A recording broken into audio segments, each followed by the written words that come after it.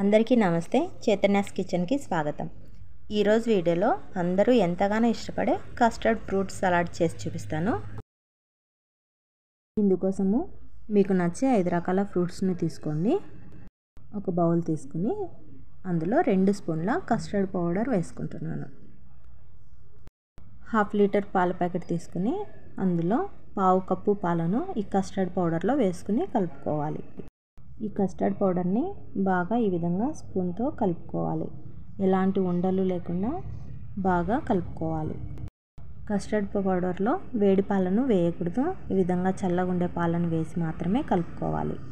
వేడి పాలు వేస్తే ఉండలు కడుతుంది. ఇప్పుడు స్టవ్ మీద ఒక గిన్నె పెట్టుకుని మిగిలిన పాలను వేసుకోవాలి. పాలు ఒక పొంగు వచ్చేంత వరకు మరగబెట్టుకోవాలి. ఈ విధంగా పాలు పొంగు వచ్చినాక గరిటెతో కలుపుతూ 2 నిమిషాలు మరగనివ్వాలి.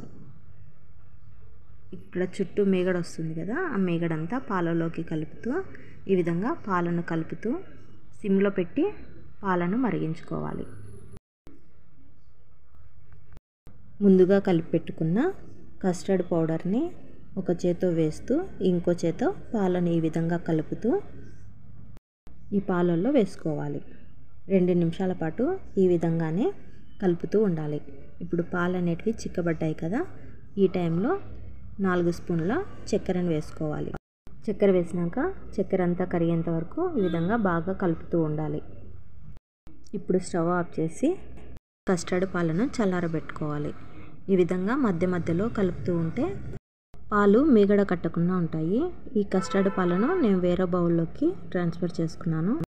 ఇక్కడ దానిమ్మ, బనానా, వాటర్ యాపిల్, గ్రేప్స్ వీటన్నిటిని నేను సన్నగా చాప్ చేసి పెట్టుకున్నాను. దీంతో పాటు కాజు, బాదం కూడా సన్నగా కట్ చేసి పెట్టుకున్నాను. ఇప్పుడు ఈ కస్టర్డ్ పాలను మనం ఏ విధంగా మిక్స్ చేసుకోవాలంటే ఫస్ట్ ఒక చిన్న బౌల్ తీసుకుని అందులో ముందుగా ఒక గరిటెతో కస్టర్డ్ పాలను వేసుకోవాలి. తర్వాత యాపిల్ వేసాను. ఇంకో లేయర్గా కస్టర్డ్ పాలను వేస్తున్నాను. తర్వాత దీనిపైన గ్రేప్స్, వాటర్ యాపిల్ కూడా వేసి నేను ఇంకో లేయర్గా వేసుకుంటున్నాను. ఈ విధంగా ఇంకో లేయర్ కస్టర్డ్ పాలను వేసుకున్నాను. ఈ విధంగా సన్నగా కట్ చేసుకున్న నట్స్ని కూడా వేసుకోవాలి. ఇప్పుడు ఇంకో లేయరు కస్టర్డ్ పాలు వేస్తున్నాను. ఈ విధంగా ఒక లేయర్ తర్వాత ఒక లేయరు ఫ్రూట్స్, కస్టర్డ్ పాలు వేసుకుంటూ ఈ బౌల్ని ఫిల్ చేసుకోవాలి. బనానాస్, తర్వాత ఇంకో లేయరు కస్టర్డ్ పాలు. ఇప్పుడు దానిమ్మ గింజలు కూడా వేస్తున్నాను.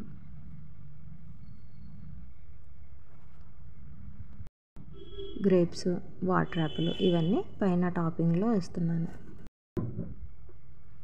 ఈ విధంగా ఎంతో రుచిగా ఉండే ఫ్రూట్ సలాడ్ అనేది మనకు రెడీ అయిపోయింది. కస్టర్డ్ పాలలో ఫ్రూట్స్ కలుపుకోవడం ఇది ఒక పద్ధతి. ఇంకో పద్ధతిలో కస్టర్డ్ పాలలో మనం కట్ చేసి పెట్టుకున్న Apple, water Apple, bananas, grapes, nuts ఇవన్నీ ఒకేసారి వేసి కస్టర్డ్ పాలలో అన్నీ ఒకేసారి మిక్స్ చేసుకోవచ్చు. ఈ విధంగా ఫ్రూట్స్ అన్నిటిని వేసి మనం కస్టర్డ్ పాలలో వీటన్నిటిని బాగా కలుపుకోవాలి. ఈ విధంగా కలుపుకున్న ఈ బౌల్ని 2 గంటల పాటు ఫ్రిడ్జ్లో పెట్టి చల్లగా అయిన తర్వాత సర్వ్ చేసుకోవాలి. ఈ విధంగా ఫ్రూట్స్ అన్నిటిని కస్టర్డ్ పాలలో వేసి బాగా మిక్స్ చేసుకోవాలి. కస్టర్డ్ ఫ్రూట్ సలాడ్ చేయడము చాలా ఈజీ, ఎవరైనా ప్రిపేర్ చేసుకోవచ్చు. ఈ కస్టర్డ్ ఫ్రూట్ సలాడ్ని చిన్నపిల్లల నుంచి పెద్దవాళ్ళ వరకు అందరూ ఇష్టంగా తింటారు. ఈ సమ్మర్లో చల్లగా ఉండే ఈ ఫ్రూట్ సలాడ్ ఒకసారి మీరు కూడా ట్రై చేయండి. వీడియో నచ్చితే లైక్ చేయండి, సబ్స్క్రైబ్ చేసుకోండి. Thanks for watching.